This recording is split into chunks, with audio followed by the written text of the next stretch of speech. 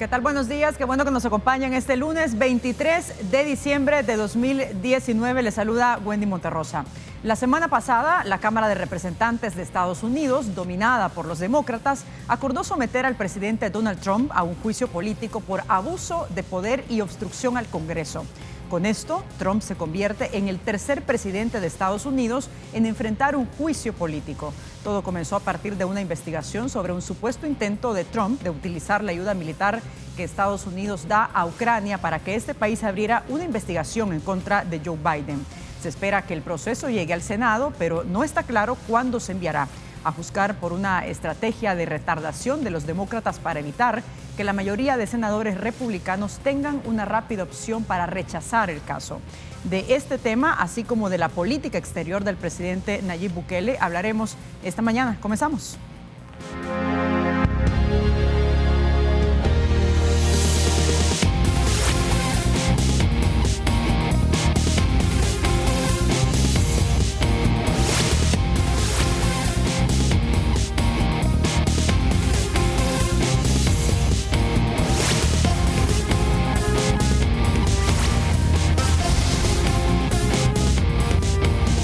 Como ya lo decíamos al inicio de este programa, vamos a hablar sobre el juicio político que se sigue contra el presidente estadounidense Donald Trump y otros temas también de política exterior. Y para eso damos la bienvenida a Juan José García. Él es analista y ex viceministro para salvadoreños en el exterior. Juan José, ¿cómo está? Buenos días. Muy bien, muchas gracias, Wendy, por la invitación y un gusto estar en tu programa. Muchas gracias. A ver, vamos a poner en contexto también sobre lo que ha estado ocurriendo con este proceso de juicio político y vamos a ver una nota. Adelante. Article 1 is adopted. Es oficial. Donald Trump será sometido a un juicio político. La Cámara de Representantes de Estados Unidos, controlada por la oposición demócrata, aprobó cargos de abuso de poder y obstrucción del Congreso contra el presidente, abriendo la vía a un juicio para su destitución. La Cámara Baja, de 435 miembros, aprobó el primer cargo por 230 votos contra 197. En tanto, el segundo se adoptó por 229 contra 198. 18 de diciembre, un gran día para la Constitución y un día triste para Estados Unidos. Que las actividades imprudentes del presidente nos exigieron tener que introducir artículos de juicio político. Trump fue acusado de abusar de su cargo por pedir a Ucrania investigar a su posible rival electoral en 2020, Joe Biden, y de bloquear los esfuerzos de los legisladores para investigar sus acciones. Se trata ahora del tercer presidente en la historia de Estados Unidos en ser llevado a juicio político, luego de Andrew Johnson en 1868 y Bill Clinton en 1998. El magnate recibió el resultado rodeado por sus simpatizantes en un mitin en Michigan y mostró sus intenciones de aprovechar el proceso en su contra como un elemento que le dé un impulso para la reelección. Mientras creamos empleos, luchamos por los trabajadores de Michigan y logramos cifras nunca antes vistas, increíbles victorias para el pueblo estadounidense, la izquierda radical en el Congreso está consumida por el odio, la envidia y la furia. Ustedes ven qué está pasando, les digo que esta gente está loca. Trump enfrentará un juicio en el Senado donde se necesitan al menos 67 votos para removerlo del cargo, lo cual es poco probable, ya que en la Cámara Alta sus aliados republicanos ostentan 53 de los 100 escaños.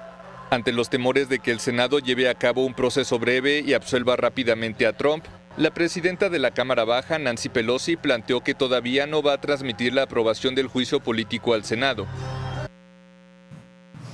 Bien, y para hacer este análisis hacemos un enlace hasta los estudios de Canal 33 en Washington, D.C. Ahí se encuentra Maricruz McGowan. Ella es estratega republicana. Maricruz, buenos días. Gracias por aceptar este enlace. Buenos días y gracias por invitarme. Maricruz, recientemente la Cámara Baja de Representantes de Estados Unidos aprobó este proceso de juicio político contra el presidente norteamericano Donald Trump por 2 delitos: abuso de poder y obstrucción al Congreso. Su primera impresión sobre este proceso, ¿cómo valora esta decisión de la Cámara Baja? Bueno, la Cámara Baja, dominada por los demócratas, empezó este proceso mal. O sea, no en su favor, y yo creo que va a terminar también mal para ellos. ¿Por qué digo eso? Este proceso de juicios políticos, de acuerdo a la Constitución, deben hacerse bipartidariamente, o sea, ambos partidos, los republicanos y los demócratas. El voto que salió del Congreso, o sea, de la Cámara Baja, que llamamos allá, salió sin un voto republicano. Todos los votos fueron demócratas.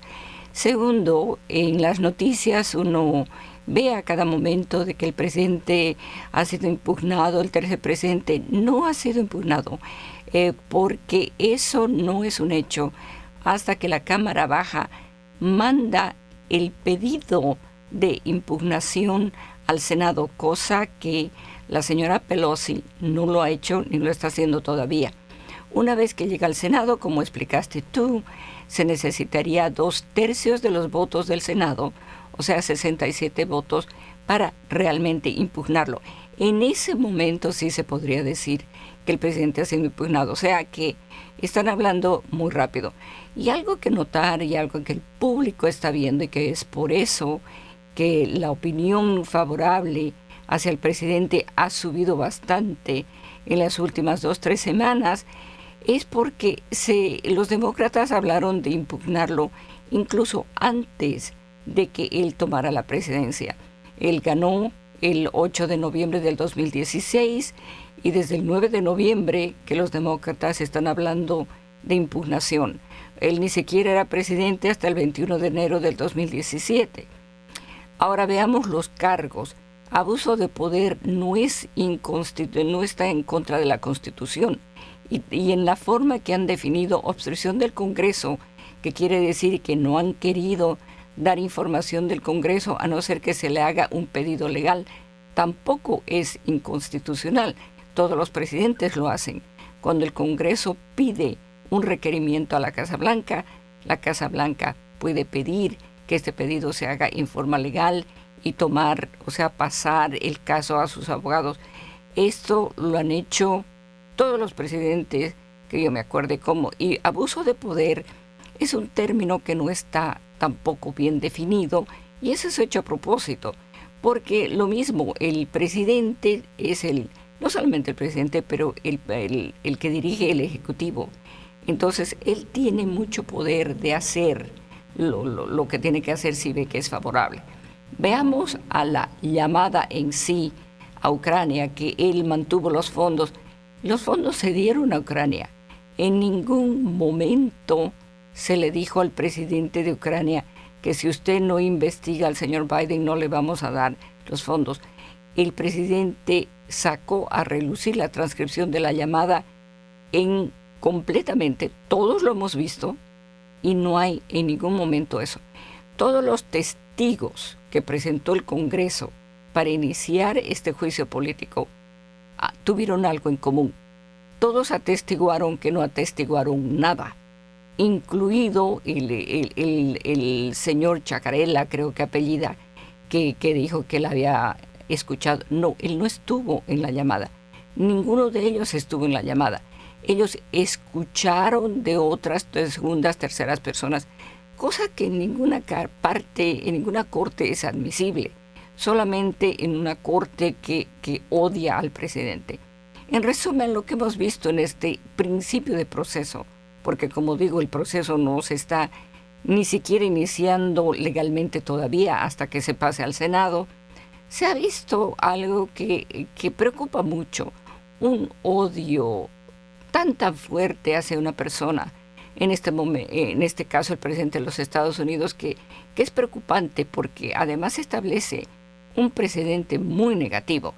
De aquí en adelante, cualquier presidente, cuando tenga la Cámara Baja del partido contrario, el partido contrario lo va a impugnar por cualquier cosa, va a llamar a sus propios testigos, no va a permitir a los testigos del presidente, o sea, algo totalmente de un solo lado, y yo creo que es un presidente muy malo. Maricruz, la presidenta de la Cámara Baja, Nancy Pelosi, ha retrasado el envío de pruebas a la Cámara Alta de este proceso de juicio político, porque dice que hasta el momento los republicanos no han ofrecido garantías de un juicio político justo. ¿Lo ve usted como una estrategia para que esto pueda afectarle en los próximos meses a la imagen del presidente Donald Trump de cara a las elecciones en noviembre?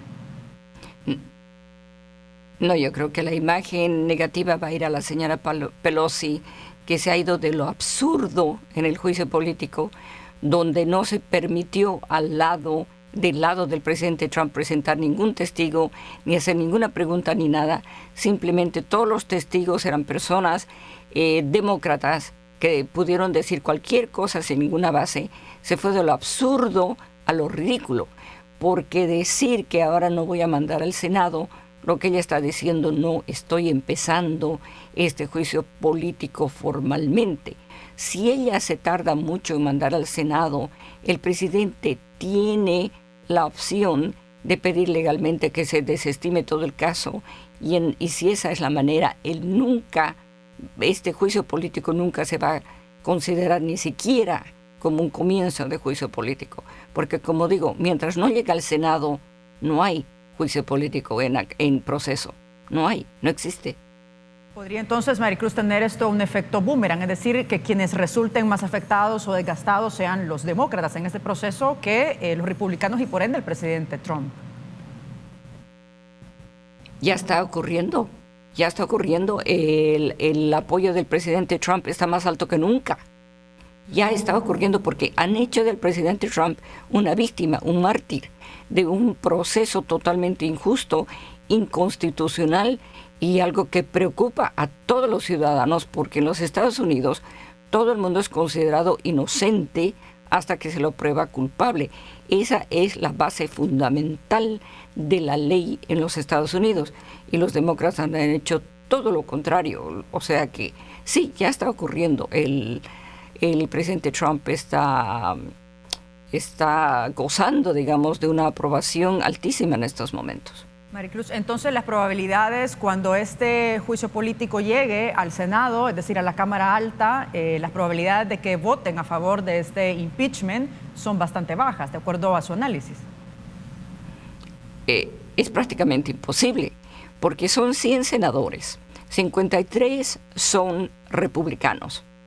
Se necesitan 67 votos. O sea que, pongamos, por lo menos 20 republicanos tendrían que irse en contra del presidente. O sea, solamente los republicanos, y en una gran mayoría de los republicanos, podrían impugnar al presidente Trump. Ese es el resultado de que estoy viendo en el futuro. Yo no creo que eso ocurra.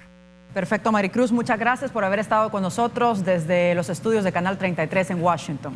Pase buen día. Gracias por invitarme. Buen día. Bien, hacemos una pausa y regresamos con más de este análisis. No nos cambie.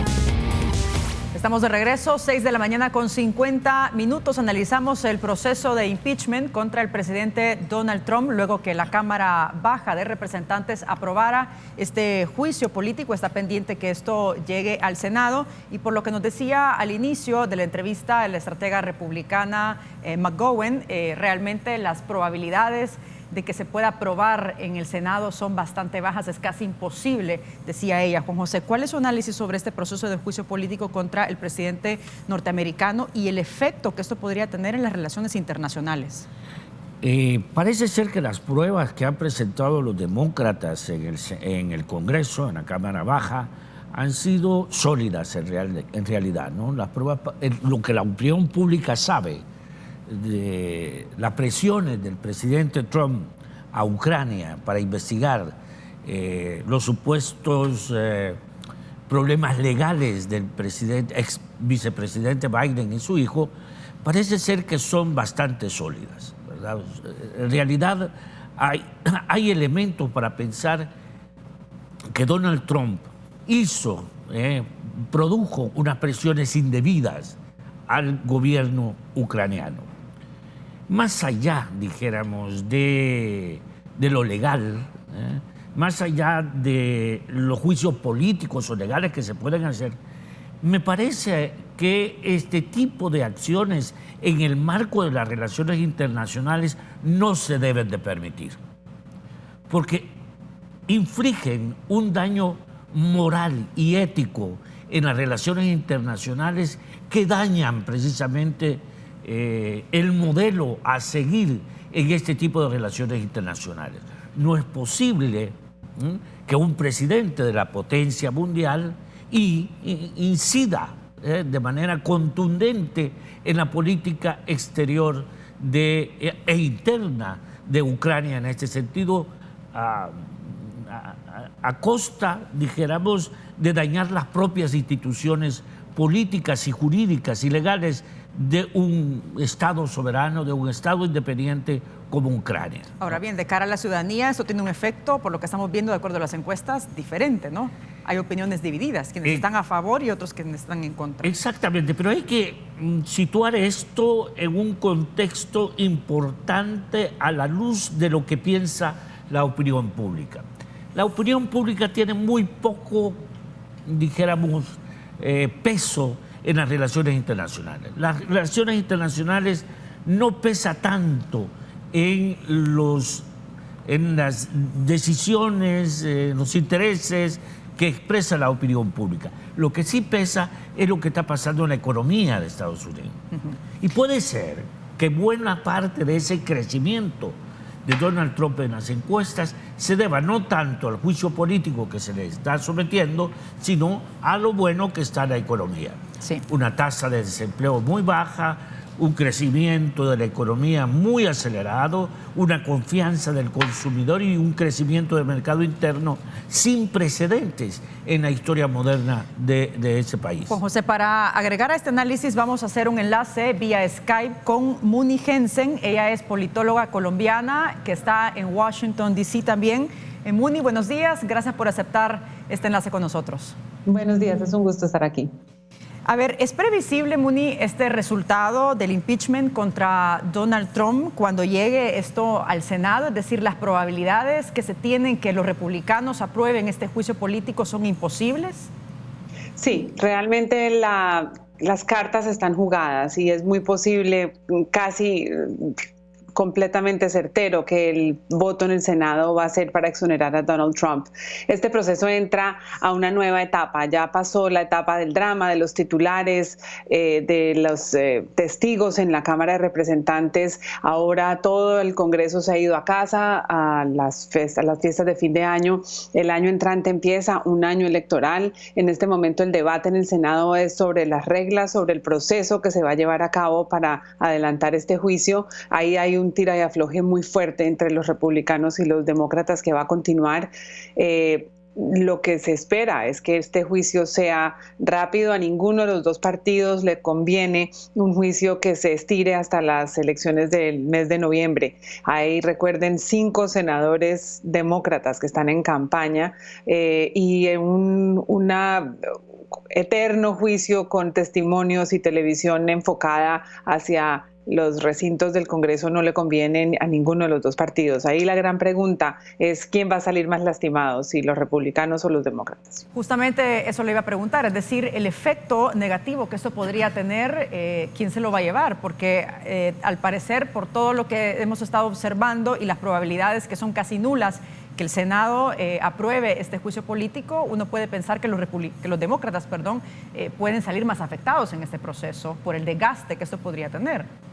Desgaste ya ha habido y yo creo que ambos partidos van a salir lastimados. Ahí creo que hay una tercera pregunta, es qué tan lastimado va a salir Donald Trump de este proceso, porque si bien los congresistas y sobre todo Nancy Pelosi, que lleva años en el Senado, en la Cámara de Representantes y entiende muy bien cómo funcionan las votaciones, tiene muy claro que se va muy posiblemente a quedar en el Senado este intento de hacerle un juicio político al presidente. Pero lo que está calculando el Partido Demócrata, que por cierto está muy dividido, es el momento quizás de mayor división partidista en Estados Unidos, lo que ella está calculando es que este proceso desgaste y hiera a Donald Trump y especialmente le pueda entorpecer sus posibilidades de éxito en la próxima campaña. Muni, ¿y realmente esto podría suceder? Es decir, ¿podría haber un desgaste real a la imagen del presidente Trump en las elecciones? Le pregunto esto porque estamos observando en las encuestas que lejos de reducir la popularidad, pues va aumentando. Los números son muy interesantes porque lo que ha sucedido es que los republicanos han hecho una especie de círculo alrededor del presidente. Él siempre ha tenido una base votante más o menos del 38%, 40%. Esos números suben y bajan según los momentos, pero es un grupo de votantes muy leales. Por otro lado, lo que sucede con Donald Trump es que su campaña, las investigaciones en su contra van a continuar, a pesar de que se lleve a cabo, aunque se llevara a cabo en el mes de enero el juicio en el Senado que lo exonerara, hay investigaciones por parte de cortes federales y por parte de otras entidades que están avanzando y que seguramente le harán daño en los próximos meses porque, como han dicho, estos cargos son legítimos, la obstrucción de justicia sí sucedió, el presidente parece haber cometido, según los testimonios de los testigos que ya han hablado y quizás algunos que faltan, unos delitos que son suficientes para removerlo o por lo menos para hacerle un daño electoral. Es decir, entonces las pruebas que han presentado los demócratas hasta el momento de estos dos delitos, abuso de poder y obstrucción al Congreso, ¿son sólidas para que esto, digamos, pueda prosperar en instancias judiciales? Las pruebas son sólidas desde el punto de vista legal. Creo que hay un consenso incluso entre los republicanos de que los testimonios son incontrovertibles. Los republicanos en un momento dado cambiaron de estrategia y decidieron enfocarse en el hecho de que si bien estas pruebas eran contundentes, no eran suficientes para abrir un juicio político. Creo que en el Senado y en la Cámara quedó muy claro que lo que estaban diciendo los testigos había sucedido. Entonces, para ir concluyendo, Muni, podríamos pensar que Trump puede tener entonces todo a su favor en este proceso de juicio político cuando llegue al Senado. Sí, realmente lo que está muy claro es que el resultado casi todos lo esperan. De hecho, la opinión pública ha perdido interés en este caso porque es casi seguro cuál será el resultado. Lo que no sabemos es el proceso, cómo van a ser las audiencias, qué tanto daño van a hacer y cuál va a ser la consecuencia política no solamente para Donald Trump, sino para ambos partidos. Perfecto. Muni, muchas gracias por haber aceptado este enlace con nosotros. Pase buen día. Igualmente. Bien, era Muni Jensen, politóloga colombiana desde Washington. ¿Cuál es su valoración, Juan José, sobre todo lo que se ha vertido hasta el momento de este juicio político y prácticamente que el resultado ya está claro, de acuerdo a los analistas? Así es, ¿verdad? Completamente de acuerdo con sus invitadas, Wendy. En realidad, esta iniciativa de los demócratas tiene muy pocas posibilidades de pasar en la Cámara Alta, en el Senado. No, los demócratas no cuentan con los votos suficientes para poder pasar este tipo de iniciativa. Lo que sí está pasando, me parece, y hay ya elementos para esto, es polarizar a la opinión pública, al pueblo norteamericano en torno a este tema, ¿no? Aquellos que van a condenar definitivamente ya las acciones del presidente Trump y aquellos que van a defenderlo, ¿verdad? En ese sentido, entonces, vamos a tener en ese momento ya una campaña política en donde este tema va a ser un tema crucial para definir bandos o intereses políticos dentro de la opinión pública. Y creo que desde el lado de los demócratas este es como el interés no manifiesto, sino latente, es decir, que se esconde, ¿verdad? Si lo que se quería era dañar el proceso electoral a Donald Trump, ¿verdad? Saben los demócratas perfectamente que este juicio no va a pasar en el Senado. Pero planteemos el problema, ¿verdad? Que la Cámara Baja tome la iniciativa para poder incidir en el desarrollo de la campaña política que ya inicia en pleno sentido el próximo año. Sí, y en febrero son las elecciones primarias. Exactamente, ¿no? Con demócratas muy divididos. ¿Ah? Hay ya 6 o 7 precandidatos, ¿no? Eso implica, dijéramos, un desgaste muy fuerte al inicio de la campaña. Y eso es peligroso para los demócratas. Entonces los demócratas están de alguna manera interesados en buscar un tema que les una políticamente en términos de su campaña electoral para la presidencia. Y este es un tema que les puede unir, ¿verdad? Y va a ser una bandera muy importante para llevarla a cabo. Ahora, ¿qué va a pasar por el Senado? Yo totalmente de acuerdo con sus invitadas en el sentido de que no va a pasar, ¿verdad? No va a haber juicio político como tal, ¿verdad? Hay que llevarlo entonces a las Cortes de Justicia de Estados Unidos para que ahí se dirima realmente si Donald Trump transgredió la Constitución y las leyes internas. Usted decía al inicio el efecto que esto podría tener en las relaciones internacionales, en concreto, ¿sobre qué? ¿Sobre qué países? Y esto lejano, obviamente, a la opinión pública, ¿no? Es decir, los imperios están acostumbrados a mandar, ¿no? Y de acuerdo a cómo se comporten los estados, en función de los intereses de las grandes potencias, así son las retribuciones que se les da, ¿verdad? En este caso, Donald Trump hizo algo indebido realmente, ¿no? Presionar a un Estado independiente para que el propio Estado transgreda sus leyes. En este caso, Ucrania, ¿no? Vamos a investigar ilegalmente las inversiones del ex vicepresidente de Estados Unidos. Y a cambio de eso, yo suelto la ayuda militar y la ayuda económica a Ucrania. Entonces, esto realmente es moral y éticamente indebido. Si eso ocurre constantemente, entonces la confianza en las relaciones internacionales se va a ir deteriorando aceleradamente, ¿no? Ahora bien, depende de la estrategia también que pueda implementar Donald Trump, no solamente en este proceso de campaña, sino que también después, y utilizar, digamos, lo del juicio político a su favor y decir, ponerse como una especie de víctima, ¿no? Para poder también tener mayor popularidad, pero también una imagen mejor al exterior. Hay dos elementos que está manejando Donald Trump, a mi juicio, magistralmente. Uno es lo que usted decía, Wendy. Es decir, yo soy la víctima aquí, ¿verdad? Los demócratas quieren destruirme, ¿verdad? Los demócratas son aquí los villanos, ¿verdad? Yo soy el bueno que hizo lo que se podía hacer en ese momento para establecer unas relaciones adecuadas con el gobierno de Ucrania, un gobierno que acaba de ser electo, ¿verdad? Y en segundo lugar, lo que está haciendo es un manejo también bien interesante de la bonanza económica de Estados Unidos. Pero lo importante aquí, dice Donald Trump, es no fijarnos en lo que está pasando con Ucrania, o lo que pudo haber pasado con Ucrania, eso pasó, sino fijarnos más en lo que está pasando con el desempleo, en lo que está pasando con el crecimiento de la economía. Son números históricos los que tenemos en este momento de crecimiento económico, de bajas tasas de desempleo, aún en la baja desempleo latino, que siempre ha sido alrededor del 6-7%, está ahora al 3%.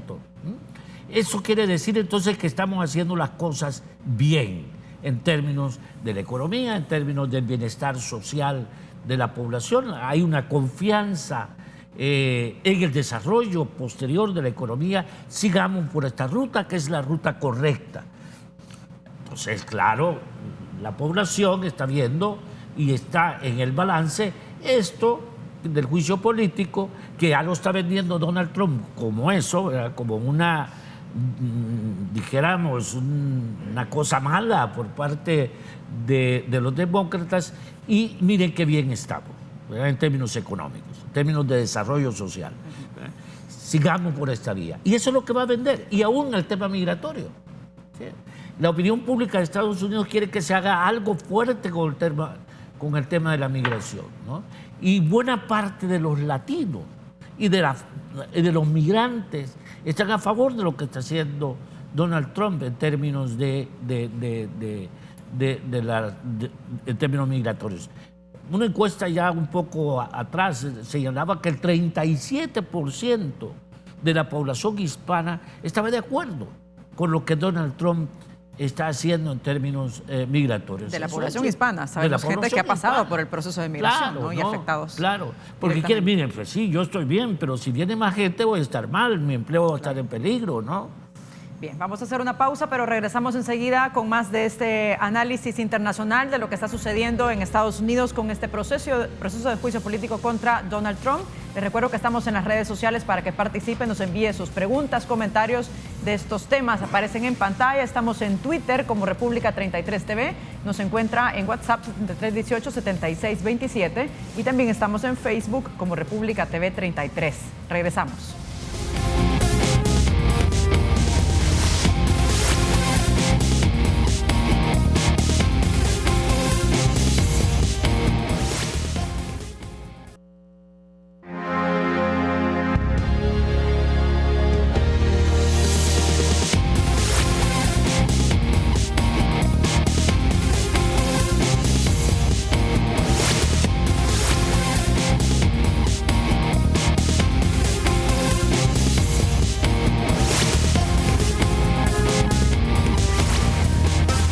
Regresamos. Gracias por seguir con nosotros en República. Son las 7 de la mañana con 10 minutos. En el estudio nos acompaña Juan José García, ex viceministro para salvadoreños en el exterior.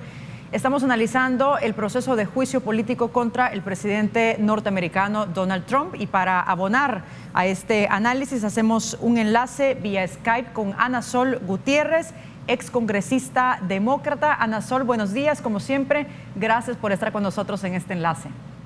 Buenos días a ustedes y felices Navidades para todo el mundo que se está preparando. Un placer estar con ustedes. Muchas gracias, Ana Sol. Igualmente. A ver, Donald Trump se ha convertido en el tercer presidente de Estados Unidos en enfrentar un juicio político. Hasta ahora, los análisis que hemos observado, que hemos escuchado, es que este proceso de juicio político no va a prosperar en la Cámara Alta, es decir, cuando llegue al Senado. ¿Coincide usted con esta apreciación como primer punto?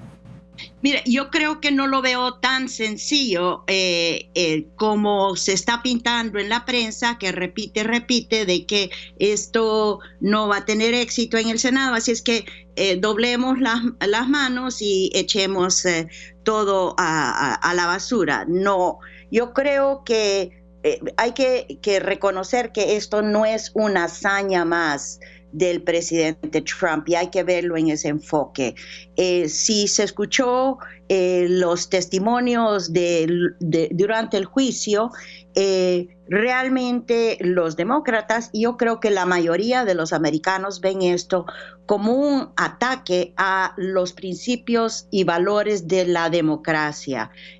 Como usted sabe, la democracia, al preservar esos derechos que están designados en la Constitución, son fundamentales para el gobierno americano.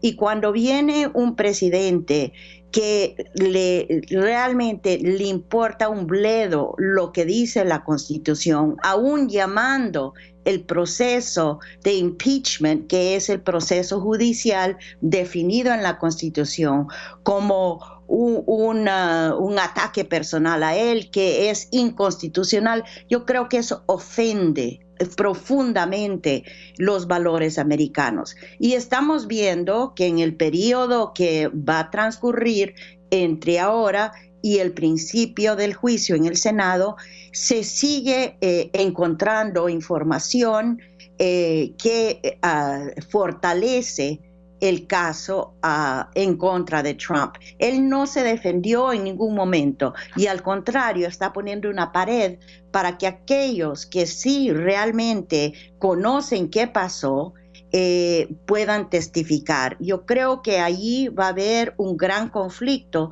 en el Senado para los que tienen un poco de conciencia. Ahora acaba de salir un artículo que demuestra no solamente la polarización, sino que también el miedo que tiene el Partido Republicano de confrontar, de hablar, de ceder un poco en decir, sí, vamos a ver, aquí puede haber pasado algo muy serio.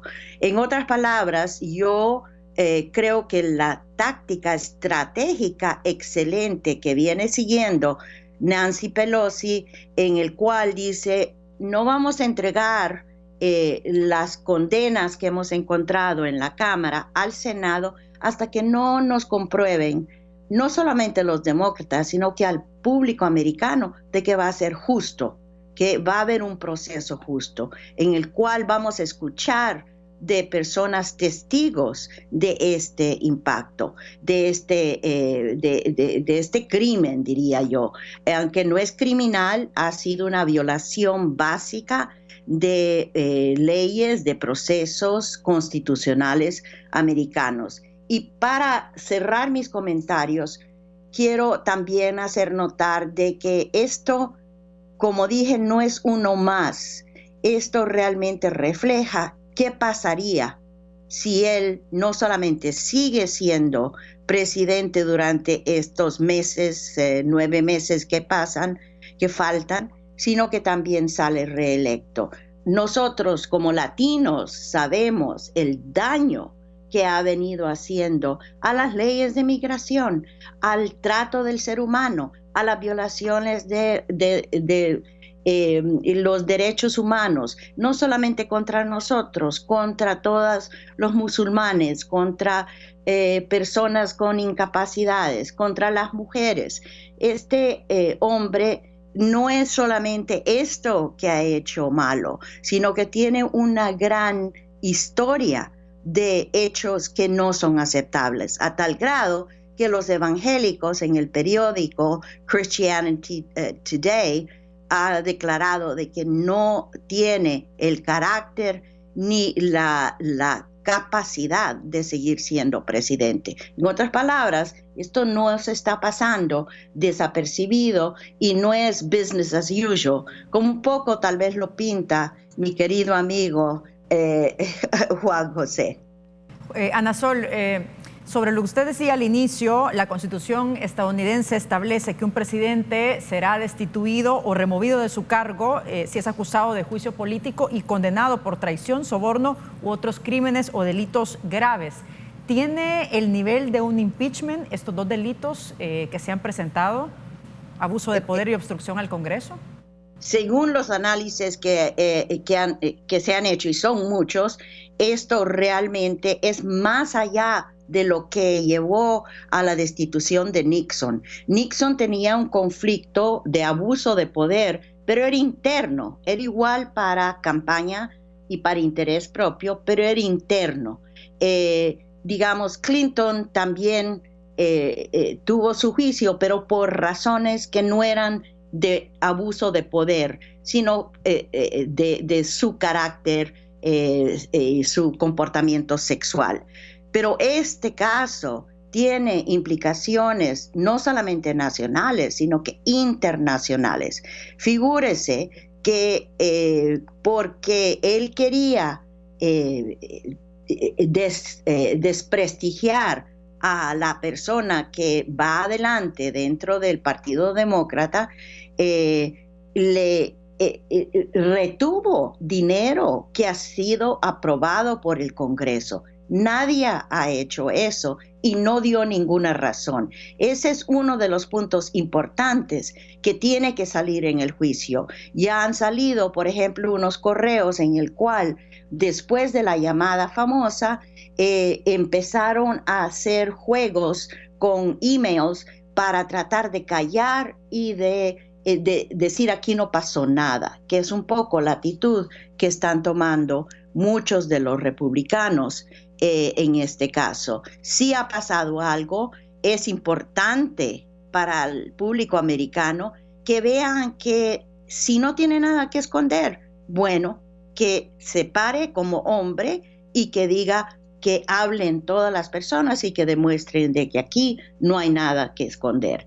Pero si van a seguir con esta actitud de que ni se escucha, ni se habla, ni se ve nada, y que por ende aquí tenemos que votar en contra de los cargos, yo creo que eso va a tener consecuencias políticas para todos, especialmente para los republicanos que no representan lo que es el corazón, ese orgullo que tiene el americano de ser una democracia de ya muchos años madura, y que esa ha sido su tradición y sus valores. Ana Sol, vamos a incluir a Juan José con nosotros en esta conversación para poder también que dé sus valoraciones sobre lo que usted está apuntando esta mañana de este proceso de juicio político. Juan José, coincide con los elementos que Ana Sol pues ha dicho esta mañana sobre este proceso, y también es importante conocer su valoración de los dos. ¿Quién puede salir más afectado en esto? Si tanto los republicanos o los demócratas, más allá de lo que vaya a suceder en el Senado. Bueno, un saludo primero a mi querida amiga Ana. Yo estoy de acuerdo en el sentido de que este ha sido un acto muy grave para el prestigio de los Estados Unidos en el mundo, ¿verdad? De allí a que haya un proceso, siga un proceso judicial, habrá que ver todavía con lo que pueda pasar en el Senado. Yo personalmente creo que no va a pasar esto en el Senado. El Senado, por lo menos hasta lo que uno puede ver en este momento, está graníticamente a favor de parar este impeachment, de parar este juicio político, ¿no? Y eso coincide con tus dos invitadas anteriores, ¿verdad? Que parece ser que los demócratas no van a alcanzar los 67 votos que se necesitan para que este proceso siga adelante. No los tienen. Necesitan 20 votos más, poco más de 20 votos. Eso no los tienen los republicanos, los demócratas. Y por lo tanto, entonces no va a pasar.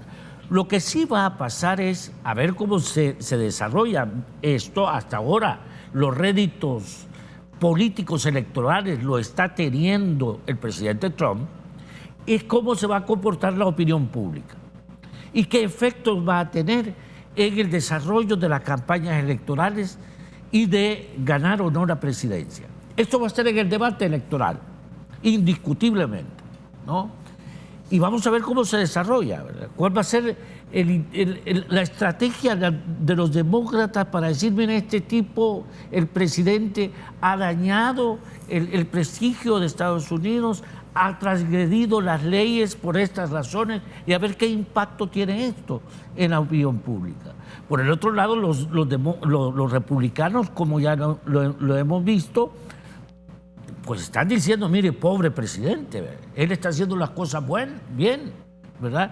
Y los demócratas lo están atacando, ¿eh? Como tal, ¿verdad? Que esta ha sido, mire qué bien va la economía, mire qué bien van las cosas en términos sociales, como nunca Estados Unidos solamente se compara con la bonanza económica después de la Segunda Guerra Mundial, con un crecimiento económico robusto, con unas bajas históricas en las tasas de desempleo, con una confianza en la economía enorme. Volvemos a ser, como la campaña de Trump fue, fuertes otra vez, ¿verdad? Como éramos antes. Estamos imponiendo el rumbo de la economía en el mundo. No destruyamos esto, ¿verdad? Por una cosa que todavía se está dirimiendo si fue cierta, si tiene el impacto o no tiene el impacto, a ver qué sigue después de esto.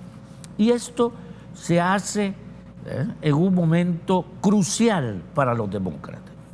Ana Sol, el efecto que esto podría tener, de acuerdo a lo que también plantea Juan José, para Donald Trump, más allá de lo que suceda en el Senado. Y le pregunto esto porque hace unos días el presidente de Estados Unidos dijo y calificó este proceso de juicio político como suicidio político para el Partido Demócrata. Y aquí es importante también establecer quién va a salir más afectado, porque hay análisis también que dicen que van a ser los demócratas quienes al final resulten más afectados en este proceso que el propio presidente Donald Trump, que es acusado de estos dos delitos. Bueno, sí, yo creo que se está hablando muchísimo, se está tratando de adivinar qué es lo que va a pasar, pero yo creo que hay que fijarnos en los hechos. Primeramente, el público americano está a favor de lo que ha ocurrido. Trump no tiene la mayoría de apoyo, aunque sus mensajes han incrementado a su base. Todo lo que escuchamos es para que su base no se disuelva. Esa base, aunque es sólida e impenetrable, no llega a ser más del 43% en caso alto del votante americano. Quiere decir que todavía no se puede decir, él cuenta con una mayoría. Después de vivir aquí muchos años, realmente creo que el público americano, no solamente los demócratas, sino que los independientes, y como mencioné, aún este periódico evangélico que siempre ha apoyado muchísimo a Trump, han llegado a un punto en el cual dicen ya no más, ya no podemos dejar pasar más de estas violaciones a todo lo que es ser lo que nos identifica. Yo eso no creo que va a bajar. Al contrario, vamos a seguir escuchando. El hecho de esta violación de tratados, de políticas, eso no está cuestionado. Nadie está diciendo que eso no pasa, salvo Trump, ¿no? Que él puede decir miles de cosas y su base le va a creer. A la larga vamos a ver qué impacto tiene sobre la votación que se aproxima. Tenemos los hechos de estas últimas elecciones, dos últimas elecciones, las del Congreso, que perdieron 40 asientos los republicanos y en ese entonces no había hecho este tipo de violaciones de nuestro carácter americano. Y las últimas, aquí nomás, al lado de Maryland, Virginia, ha sido una rotunda derrota del Partido Republicano, que en más de 60, 70 años nunca habían manejado la Cámara del Senado, así como la Cámara Baja. Yo creo que no debemos fichar esto ya en estos momentos de qué es lo que va a pasar. Estamos en proceso y yo realmente, personalmente y como parte de lo que es la opinión pública, estamos tratando de ver cómo se puede hilvanar esta aguja en el Senado. Y aunque sí, los votos para condenar tal vez no estén allí, los votos están allí, solo necesitan 4 votos para romper esta impasse de que no van a haber testigos. ¿Qué va a pasar cuando Bolton diga, yo vi lo que estaba pasando y por eso renuncié? ¿Qué va a pasar cuando Mulvaney diga, sí, yo aprobé directamente porque me lo ordenó el presidente? Yo creo que todavía tenemos que seguir escuchando para que salga la verdad sobre esto, lo que ha ocurrido en este país. Perfecto, Ana Sol, muchas gracias por haber estado con nosotros en este enlace vía Skype. Un abrazo y feliz Navidad para usted. Gracias a ustedes y como siempre, llámeme. Por supuesto que sí, ahí estamos en contacto. Muchas gracias. Hacemos pausa y regresamos con más de este análisis. No nos cambien.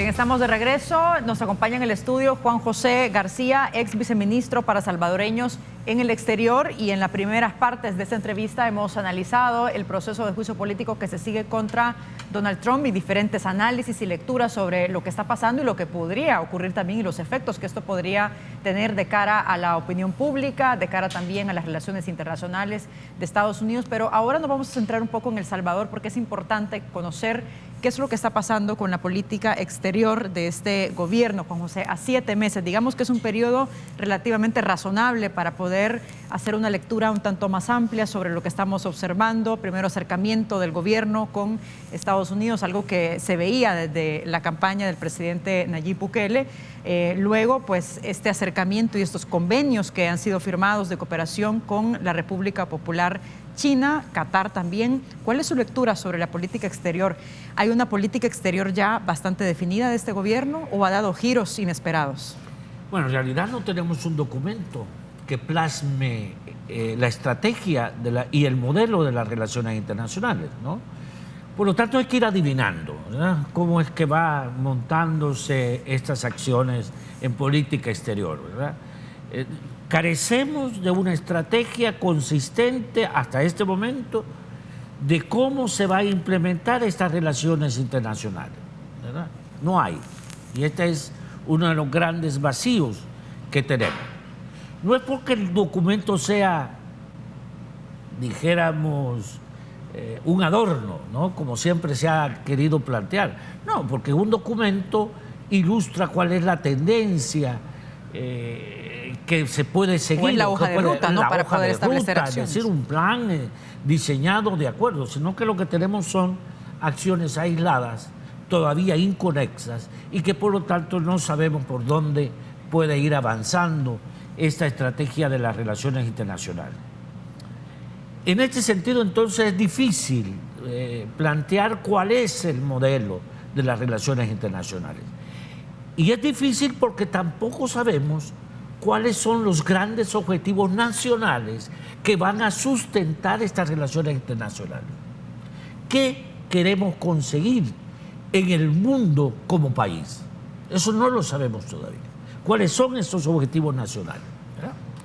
Pero bueno, por lo menos lo que tenemos en el tapete en este momento son acciones que pueden ilustrar cuál es la tendencia que pueda lograr obtenerse a partir de estas acciones aisladas, inconexas, que uno ve dispersas y hasta caóticas, ¿verdad? Sí, porque no logra contradictorias en algunos casos. Y sobre este punto que plantea Juan José, ¿qué implicaciones o efectos podría tener el no contar El Salvador con una política exterior, con acciones definidas, sino que establecer acciones aisladas o un tanto dispersas, ¿no? ¿Cuáles son las implicaciones que esto podría traer para El Salvador? En primer lugar, que vamos a reaccionar estimúlicamente a lo que sucede en el mundo, ¿verdad? Es decir, reaccionamos, ¿verdad? No nos metemos en la discusión internacional. No sabemos cuáles son esos grandes objetivos nacionales que queremos plantearle al mundo como país y como región, ¿verdad? Eso es importante tenerlo en claro. Y por otro lado, es que vamos a tener reacciones y acciones inconexas, caóticas, ¿verdad? A veces hasta contradictorias, como la que hemos tenido hasta este momento, ¿verdad? ¿Cómo nos explicamos la visita del presidente a China y que ha conseguido megaproyectos? ¿Eh? Cuando nos hemos acercado bastante a Estados Unidos y Estados Unidos nos ha dicho que China es un dulce muy rico, pero que puede tener efectos nocivos en la salud del país, ¿verdad? ¿Cómo se explica eso entonces? Porque sí, muchos análisis también van en el sentido de que podrían afectar las relaciones realmente esto con Estados Unidos, o Estados Unidos ya sabía que se iba a hacer un acercamiento con la República Popular China y establecer este tipo de acuerdos. ¿Qué podría estar sucediendo sobre estas dos? ¿Realmente es sostenible una relación con Estados Unidos y la República Popular China? ¿Es sostenible en el tiempo? Eso es lo que pasa cuando no se tiene claro realmente, ni el gobierno, cuál es el modelo de relaciones internacionales que se quiere seguir. Esto, de alguna manera, aunque lo nieguen a nivel público, ha tendido a distanciar un poco las relaciones con Estados Unidos, cuando el Consejo, entre comillas, el Consejo de Estados Unidos nos ha dicho, cuidado con las relaciones políticas diplomáticas con el gobierno de Pekín, ¿verdad? Entonces, estos elementos contradictorios no caben dentro de un modelo coherente de relaciones internacionales. ¿Qué es lo que queríamos conseguir? Queríamos conseguir un estadio. ¿Lo tenían claro el gobierno? Nunca se nos dijo. ¿Querían conseguir una biblioteca de cristal? Nunca se nos dijo que eso es lo que queríamos conseguir. Queríamos conseguir asistencia para el desarrollo de infraestructura.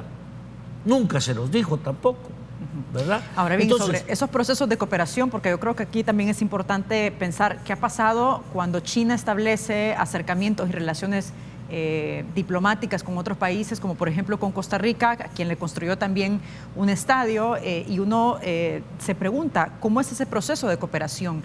¿Es China quien impone qué tipo de proyectos se van a hacer en los países, independientemente de las condiciones que tenga? Porque al observar El Salvador y las necesidades que tenemos como país, realmente uno se pone a pensar si un estadio es importante sobre otras cosas que podrían ser más urgentes, ¿no? ¿Quién decide ese tipo de proyectos? Eso es lo que hay que preguntarse, ¿verdad?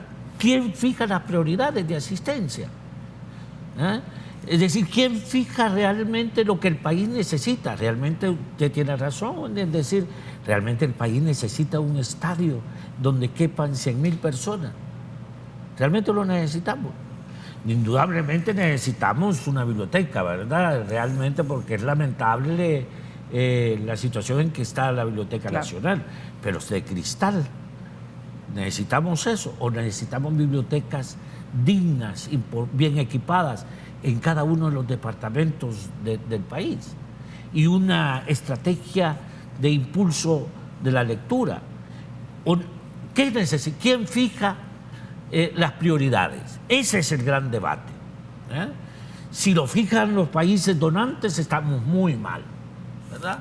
Estamos muy mal, porque no solamente contravienen los principios y valores de la cooperación internacional que se rigen por el Tratado de París, ¿verdad? Donde se señala precisamente que son los países recipientes los que deben de fijar las prioridades de asistencia y de cooperación. No son los países cooperantes, son los que recibimos cooperación. O sea, realmente necesitamos eso es lo que hay que preguntarse, ¿verdad? En realidad. Y claro, cuando no tenemos una estrategia clara de cooperación y de relaciones internacionales que sustentan esta cooperación, entonces se nos imponen, ¿verdad? Son los donantes los que dicen, no, les vamos a dar un estadio, una biblioteca. Pero eso no siempre es así. Claro que no, ¿verdad? En el gobierno, al menos en que yo asistí, donde yo formé parte, era una discusión realmente, ¿no? Se formaban equipos de trabajo y la Unión Europea donó cantidades de recursos para agua y saneamiento, por ejemplo. ¿Por qué? Porque el gobierno propuso en sus prioridades que el tema de agua y el tema de saneamiento ambiental eran claves para la salud de los habitantes y para el desarrollo social del país. En términos de educación, en términos de seguridad, en términos, etcétera, ¿no? Es el país que recibe la cooperación el que debe de fijar sus prioridades nacionales. Pero nosotros en este momento ni siquiera sabemos cuáles son los objetivos que este país se plantea a conseguir en el concierto de las naciones, a nivel de las relaciones internacionales. Sin esos objetivos vamos a ir dando bandazos, nos vamos a acercar a México, nos vamos a acercar a Estados Unidos, a China. ¿Y qué pasa con Centroamérica también? Porque es importante, pero vamos a hacer una pausa y regresamos con esto. Estamos en las redes sociales para que participe también y nos envíe sus preguntas y comentarios de los temas que abordamos esta mañana, política exterior. Estamos en Twitter, República 33 TV, nos encuentra en WhatsApp 7318-7627 y también estamos en Facebook como República TV 33. Volvemos.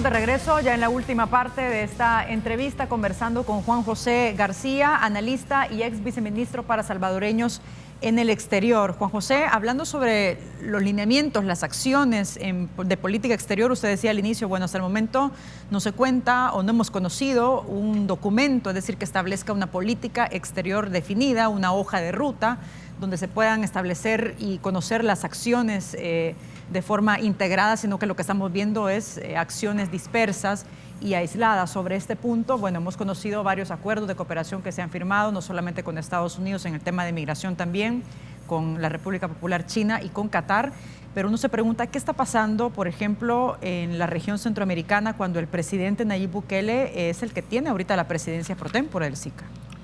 Pues es el gran vacío, ¿verdad? Parece ser que como no tenemos un documento que nos diga cuáles son los objetivos de política exterior y cómo alcanzar esos objetivos de política exterior, pues adivinando un poco, ¿verdad? Y lo que hemos visto es un desacercamiento regional, ¿verdad? Yo creo que la integración centroamericana desde el punto de vista de El Salvador está pasando por su peor momento, ¿verdad? Realmente el presidente Bukele no quiere que se le meta al país dentro de la categoría de países del Triángulo Norte, pero todo el mundo nos sigue viendo como país del Triángulo Norte. Él ha sido bien claro de decir, mire, al presidente Trump se lo dijo muy claramente, ¿verdad? Y mire, nosotros somos distintos que Honduras y que Guatemala, entonces trátenos de manera diferente. Estados Unidos se ha negado a tratarnos de manera distinta, ¿verdad? O sea, seguimos siendo países del Triángulo Norte de Centroamérica. Y no sabemos todavía cuáles van a ser otra vez las prioridades que el país está poniendo en términos de fomentar la integración de Centroamérica. ¿Cuáles son los elementos prioritarios? No lo sabemos.